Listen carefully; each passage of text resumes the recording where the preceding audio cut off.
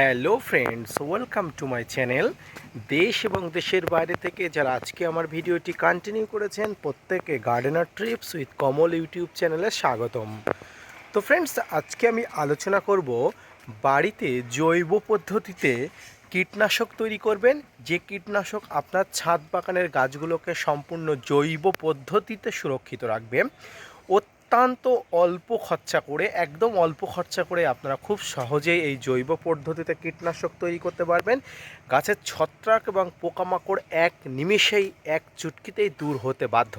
তো আজকের এই ভিডিওটি আপনারা কেমন লাগলো অবশ্যই ভিডিওর শেষ পর্যন্ত দেখবেন এবং তারপরে কমেন্টস করবেন। ভিডিওটি অবশ্যই না স্কিপ করে কন্টিনিউ করবেন, তাহলে ছাদ বাগানে জৈবভাবে কীটনাশক এবং ছত্রাকনাশক তৈরি করার সম্পূর্ণ পদ্ধতি আপনারা পুঙ্খানুপুঙ্খভাবে বুঝতে পারবেন। তো আপনারা দেখছেন আপনাদের প্রিয় YouTube channel gardener trips with Kamal. তো ফ্রেন্ডস, ছাদ বাগানে সমস্ত গাছ সুস্থ সবল, পাশাপাশি প্রচুর পরিমাণ ফুল ফল দেবে, এটা আমাদের প্রত্যেকের ছাদ বাগানের একটা মনের আশা। তো এই আশা নিয়ে আমরা ছাদ বাগান করে থাকি।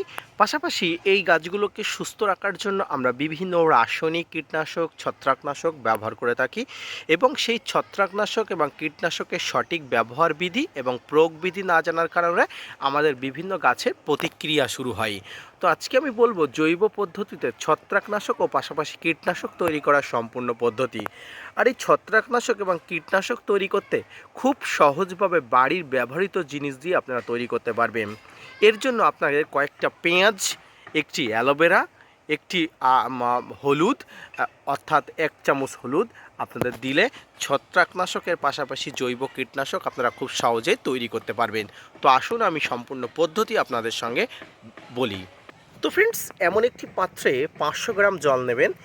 যদিও আমার এই জলটি হচ্ছে সেই জল যেটি আমি সম্পূর্ণ প্রসেসে তৈরি করে রেখেছি আপনাদের সঙ্গে। এই জলটি সেই জল কীটনাশক এবং ছত্রাকনাশকে কাজ করবে। তো এই জলটি কেমনভাবে তৈরি করলাম, কি প্রসেসে তৈরি করলাম, সেটি আপনাদের সঙ্গে শেয়ার করব। এবং পাশাপাশি আপনারা জলটা দেখতে পাচ্ছেন ঘোলাটে ভাব এবং হালকা একটা লালচে ভাব আছে। হ্যাঁ ফ্রেন্ডস, এই জৈব পদার্থগুলো এই জলের মধ্যে দিয়ে রাখলে এই জলের আকারটি সম্পূর্ণ এমন হবে।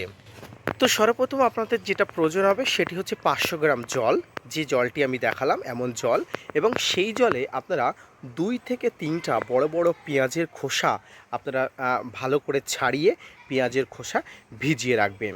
এবং এই মিশ্রণটাকে অর্থাৎ এই জলটাকে আপনারা 4 থেকে 5 ঘন্টা আপনাদের ভিজিয়ে রাখতে হবে। 4 থেকে 5 ঘন্টা পরে এই যে জল মেশানো, যে পাত্রে জল মেশাচ্ছেন এই পাত্রটাকে আপনারা অন্য একটা পাত্রে এই জলটাকে ছেঁকে নিতে হবে পরিষ্কার একটা কাপড় দিয়ে অথবা ছাঁকনি দিয়ে।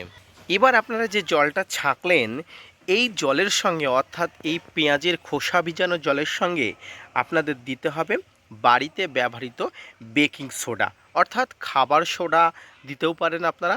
যদি বেকিং সোডা না থাকে আপনারা খাবার সোডা দিতে পারেন। কতটা দেবেন? 1 চামচ পরিমাণ জলের সাথে ভালো করে গুলে দেবেন। এর সঙ্গে আর একটা জিনিস দিতে হবে, সেটি হচ্ছে বাড়িতে ব্যবহৃত রান্নাঘরে থাকে 1 চামচ হলুদ। ফ্রেন্ডস, কেন দেবেন? আপনারা যারা ছাদ বাগানে গাছেদের পরিচর্যা করেন, দেখভাল করেন, তারা অবশ্যই জানেন যে জৈবভাবে যদি আপনারা ছত্রাকনাশক ব্যবহার না করতে চান, এই হলুদ কতটা কাজ করে। এটি ফাঙ্গাল ইনফেকশন থেকে যাবতীয় কাজে, গাছের যাবতীয় কাজে এই হলুদ ব্যবহার করা হয় এক ধন্বন্তরী ওষুধ হিসাবে এবং ধন্বন্তরী ফাঙ্গিসাইড হিসাবে। এই হলুদ আপনারা যখন 1 চামচ দেবেন, এই হলুদ গাছের সমস্ত ফাঙ্গাসের আক্রমণ দূর থেকে, জলের ভিতরে যদি কোনো ফাঙ্গাসের আক্রমণ থাকে সমস্ত কিছু এক নিমেষে, এক চুটকিতে আপনাদের দূর করে দেবে। এবারে পুরো মিশ্রণটাকে আপনারা ভালো করে গুলে নিন, অর্থাৎ পেঁয়াজের খোসা ভিজানো জল, বেকিং সোডা এবং হলুদ একসঙ্গে ভালো করে গুলে নিন। এবারে এই যে মিশ্রণটি হলো, এই মিশ্রণের সঙ্গে আপনাদের আরেকটি জিনিস অবশ্যই মেশাতে হবে। সেটি আর কিছু নয়, বাড়িতে আমরা সবাই চাষ করি, যেটা হচ্ছে অ্যালোভেরা। ফ্রেন্ডস, অ্যালোভেরার মধ্যে প্রচুর পরিমাণ গুণগুণ আছে। এর মধ্যে স্যালিসিলিক অ্যাসিড থাকে, যেটি গাছের অনেক সমস্যার সমাধান করে। অ্যালোভেরা ছোট ছোট টুকরো করে আপনারা কেটে নেবেন। কেটে নিয়ে আপনারা যে মিশ্রণটি তৈরি করলেন এই মিশ্রণের মধ্যে কেটে দেবেন, এবং যদি পারেন এই অ্যালোভেরার ভিতর থেকে জেলগুলো যদি ভালো করে বার করে জলে সরাসরি দিয়ে দিতে পারেন, অত্যন্ত কার্যকরী ভূমিকা নেবে। এবারে পুরো মিশ্রণটাকে আর একবার 4 থেকে 5 ঘন্টা আপনাদের রাখতে হবে এবং 4 থেকে 5 ঘন্টা পরে এই মিশ্রণটাকে আবারও একবার ওই সব জিনিস থেকে পরিষ্কার রাখার জন্য আপনারা ছেঁকে নিয়ে ঠিক এরকম একটা অবস্থায় আসবে, যেটি আমি দুটো প্রসেস পার করে এই যে মিশ্রণটি এসছে মিশ্রণটি রাখা ঠিক এমন হবে বা এর থেকে একটু লালচে কালারের হয়ে যাবে। আপনার যদি পেঁয়াজের খোসা বেশি পরিমাণ দেন তাহলে লালচে আকারের হবে এবং পেঁয়াজের খোসা যদি অল্প পরিমাণ দেন কালারটা একটু কম লাল হবে। তো এবারে আপনারা এই মিশ্রণটিকে আপনারা সরাসরি গাছেতে ব্যবহার করতে পারেন, অর্থাৎ এই মিশ্রণের সঙ্গে অন্য কোনো জল ব্যবহার করা যাবে না, অর্থাৎ সরাসরি এই যে উপাদানটি এটি ব্যবহার করতে হবে। তো ফ্রেন্ডস, ছাদ বাগানের সমস্ত জৈব ফাঙ্গাসের কাজ করবে এই মিশ্রণটি, পাশাপাশি কীটনাশকেরও কাজ করবে। আপনার গাছে ফাঙ্গাসের আক্রমণ থেকে শুরু করে বিভিন্ন কীটপতঙ্গ সামগ্রিকভাবে এই গাছটি প্রতিরোধ ব্যবস্থা গড়ে তুলবে। কিন্তু এই মিশ্রণটি ব্যবহারের কিছু সতর্কতা আছে, এই মিশ্রণটি কিছু সতর্কভাবে ব্যবহার করতে হবে, নাহলে আপনার গাছেও কিন্তু বিভিন্ন ধরনের ক্ষতি হতে পারে। এই মিশ্রণটি যখন ব্যবহার করবেন তখন অবশ্যই বিকালে অথবা সকালের দিকে ব্যবহার করবেন। আপনারা প্রখর সূর্যের তাপে বা রৌদ্রের সময় ব্যবহার করবেন না। সব থেকে বেশি ভালো হয় সকালের টাইমে সূর্য ওঠার আগে বা বিকালে, পড়ন্ত বিকালে যখন সূর্য ডুবে যাচ্ছে এরকম একটা সময়ে আপনারা ব্যবহার করবেন। এবং এই মিশ্রণটি আপনারা 15 দিনে একবার ব্যবহার করতে পারেন, অর্থাৎ মাসে আপনারা 2 বার ব্যবহার করবেন। আপনাদের গাছে যদি অত্যাধিক পরিমাণ ফাঙ্গাসের আক্রমণ ঘটে যায়, অত্যাধিক পরিমাণ কীটপতঙ্গের আক্রমণ ঘটে যায়, তাহলে আপনারা 3 থেকে 4 দিন বাদে বাদে ব্যবহার করতে পারবেন। তাছাড়া সুস্থ সবল কোনো গাছে আপনারা 15 দিনের আগে এই মিশ্রণটি ব্যবহার করবেন না। এই মিশ্রণটি আপনারা যখন গাছে দেবেন তখন অবশ্যই গাছগুলো পরিষ্কার পরিচ্ছন্ন আছে দেখে দেবেন। আপনার কোন গাছটি রোগাক্রান্ত এবং কোন গাছটি সুস্থ অবশ্যই এই মিশ্রণটি দেখে দেবেন, তাহলে কার্যকরী ভূমিকা নেবেন। ফ্রেন্ডস, সামগ্রিকভাবে আজকের এই মিশ্রণ তৈরির এবং জৈবভাবে কীটনাশক এবং ফাঙ্গিসাইড তৈরির যে পদ্ধতি যদি ভালো লেগে থাকে অবশ্যই একটা লাইক, কমেন্ট এবং শেয়ার, সাবস্ক্রাইব করবেন।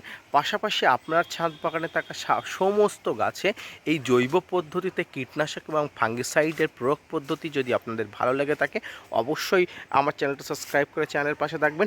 পাশাপাশি আপনাদের কাছে একটা রিকোয়েস্ট, এখনও যদি আমার চ্যানেলটি সাবস্ক্রাইব না করেন অবশ্যই সাবস্ক্রাইব করবেন এবং পাশে থাকা বেল আইকনটি বাজিয়ে দেবেন, তার আগে সবার আগে আপনার কাছে নোটিফিকেশনটি চলে যাবে। এবং আপনারা অবশ্যই একবার রিকোয়েস্ট করব, আপনারা অবশ্যই এই জৈবভাবে তৈরি কীটনাশক এবং ফাঙ্গিসাইড একবার ব্যবহার করুন, দেখবেন আপনার ছাদ বাগানের গাছগুলো অত্যন্ত সুস্থ থাকছে, সবল থাকছে। পাশাপাশি আপনাকে আর কোনো পয়সা খরচা করে ফাঙ্গিসাইড বা কীটনাশক আপনাদের ব্যবহার করতে হবে না। ছাদ বাগানের সমস্ত গাছগুলো যদি আপনারা জৈবিকভাবে রাখেন, জৈবিক পদ্ধতিতে রাখেন, তাহলে এই ফল আপনারাই খাবেন, এই ফল আপনাদের বাড়ির বাচ্চারা খাবে বা বাড়ির ফ্যামিলি মেম্বাররা খাবে। আপনাদের গাছগুলোকে যদি সম্পূর্ণ জৈবিকভাবে রাখেন তাহলে পাশাপাশি বিভিন্ন ধরনের এই কীটনাশক থেকে বিভিন্ন ধরনের ক্ষতিকারক জিনিস আমাদের দেহে না যায় এবং আমাদের শরীরকে সুস্থ রাখবে। এবং যদি আমরা জৈবিকভাবে ব্যবহার করতে পারেন তাহলে এই ধরনের এই ধরনের কীটনাশক থেকে ক্ষতিকারক ব্যবহারের কোনো জিনিস আমাদের শরীরে প্রবেশ করবে না এবং আমরা সুস্থ থাকবে। তাই সবসময় ব্যবহার করবেন জৈবিকভাবে ব্যবহৃত কোনো ফাঙ্গিসাইড, জৈবিকভাবে ব্যবহৃত কোনো কীটনাশক। ছাদ বাগানে আম, জাম, কাঁঠাল, লেবু, ফুল সমস্ত যাবতীয় আপনাদের কাছে যেই সমস্ত গাছ আছে প্রত্যেকটি গাছে আপনি এই ফাঙ্গিসাইড এবং জৈব কীটনাশকভাবে তৈরি এটি ব্যবহার করতে পারেন। অত্যন্ত কার্যকরী ভূমিকা নেবে। ফুল আসার সময় থেকে ফলের গুটি আসা পর্যন্ত সামগ্রিকভাবে এই ফাঙ্গিসাইডটি বা এই জৈব কীটনাশকভাবে তৈরি এটি যদি আপনার ভালোভাবে ব্যবহার করেন তাহলে আপনাকে আর কোনোভাবে কীটনাশক এবং ফাঙ্গিসাইড ব্যবহার করা লাগবে না। এইভাবে আপনার ব্যবহার করুন, ছাদ বাগানের সমস্ত গাছে সুস্থ রাখুন, সবল থাকুন, আপনিও সুস্থ থাকুন, পাশাপাশি আপনার ছাদ বাগানকেও সুস্থ রাখুন। ভিডিওটি কেমন লাগলো অবশ্যই কমেন্টস বক্সে জানাবেন। পাশাপাশি আপনারা অবশ্যই চ্যানেলটা সাবস্ক্রাইব করে চ্যানেলের পাশে থাকবেন। ফিরে আসছি নতুন কোনো ভিডিও নিয়ে, ততক্ষণ সঙ্গে থাকবেন। ধন্যবাদ।